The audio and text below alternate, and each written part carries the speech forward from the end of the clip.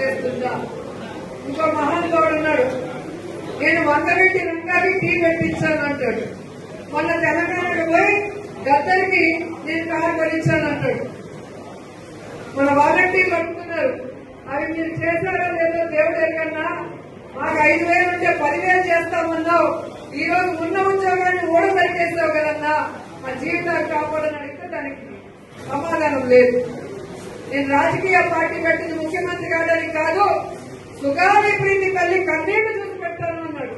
ఈ రోజు అదే సుగాలి ప్రీతి తల్లికి అపాయింట్మెంట్ కూడా ఇవ్వకుండా తాను డిప్యూటీ సీఎం అవ్వడానికి ఆ అమ్మాయి చావును ఉపయోగించుకున్న పవన్ కళ్యాణ్ ఈ రోజు అధికారంలో ఉండి కేంద్రంలో పొద్దుతో ఉండి కూడా ఆ అమ్మాయికి న్యాయం చేయకపోవడం అనేది అందరూ కూడా గమనిస్తున్నారు.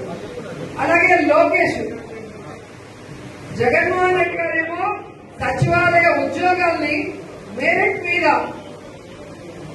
ఎటువంటి తప్పుల తడకలు జరగకుండా చక్కగా నిర్వహించి ఉద్యోగాలు ఇస్తే 15,000 ఉద్యోగాల్ని కూడా పేపర్ లీక్ కూడా కాకుండా చేయలేకపోయాడు. లీకేజ్ చాలా అయిపోయాడు ఈ రోజు లోకేష్ గారు. సో ఈ రోజు వాళ్ళకి అడ్మినిస్ట్రేషన్ తెలియదు, ప్రజలకి మంచి చేయాలన్న మనసు లేదు. కేవలం జగన్ గారిని వైఎస్ఆర్సీపీలో ఉన్న ముఖ్య నాయకుల్ని టార్గెట్ చేసి వాళ్ళని తిట్టించడం, వాళ్ళ మీద కేసులు పెట్టించడం, కొంతమందిని జైల్లో పెట్టి బ్లాక్ మెయిల్ రాజకీయాలు చేస్తున్నారు. సో ప్రజలకంతా ఇది గమనిస్తున్నారు. ఆ ప్రజలందరూ కూడా ఈరోజు కూటమి ప్రభుత్వం కలిగి పెట్టడానికి రెడీగా ఉన్నారు. కాబట్టి మనం మన పని అయిన ఈ ఓట్ల వెరిఫికేషన్ లో మన ఓట్లని సక్రమంగా కాపాడుకోవాలి. 2-3 చోట్ల తిరుపతిలో ఉన్నాడు, నగిరిలో ఉన్నారు, తిరుపతిలో ఉన్నాడు, విజయపురంలో ఉన్నారు. ఎందుకు చెప్తున్నానంటే మన మండలంలో ఉన్న వాళ్ళంతా పిల్లల చదువు కోసము తిరుపతికి పోయి ఉంటారు. కానీ ఎక్కడో ఒక చోట ఓటు పెట్టుకోవాలి, 2 చోట్ల అంతా పెట్టుకోకూడదు. కానీ ఈ రోజు ఎక్కడ పడితే అక్కడ 6-7 ఓట్లు పెట్టుకొని ఏ విధంగా మోసం చేస్తున్నారు. ఆధార్ లింకేజ్ ఇవ్వమంటే ఇవ్వరు, ఎందుకంటే దొంగ ఆట ఆడాలి కదా. మొన్న ఎన్నికల్లో కూడా మనం వెరిఫై చేస్తే తెలుగుదేశం సంబంధించిన వాళ్ళు పుత్తూరు రూరల్ లో ఉన్న వాళ్ళు, పుత్తూరు మున్సిపాలిటీలో ఎంతమంది మనం ఐడెంటిఫై చేసి వాటన్నిటికీ ప్రూఫ్ తో బట్టి తీయించడం జరిగింది.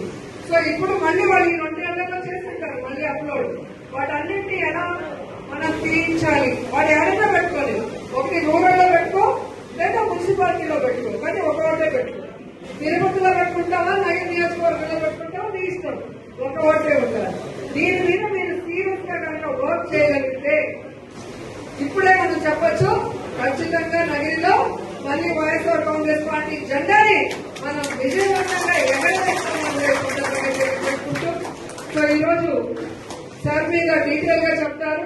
ప్రతి ఒక్కరు చివరి వరకు ఉండి పూర్తిగా విని మీ గ్రామాలకు వెళ్లి మీ పరిధిలో ఎన్ని హౌస్ హోల్డ్స్ ఉన్నాయో అన్ని కూడా మీకు ఇస్తాము. ఓటర్ లిస్ట్ ఇస్తాము, పాత ఓటర్ లిస్టు, ఇప్పుడు వచ్చిన కొత్త